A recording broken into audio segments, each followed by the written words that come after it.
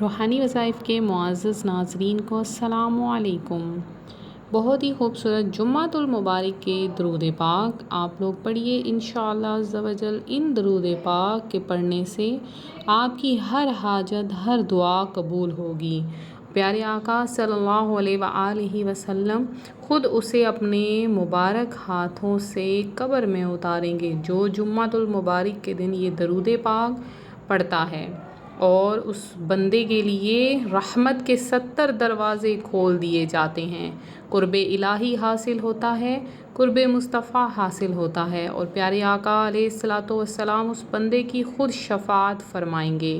تو کون ہی ہوگا وہ بدبخت جو پیارے آقا علیہ الصلاۃ والسلام پر جمعۃ المبارک کے دن درود پاک نہ پڑھے گا؟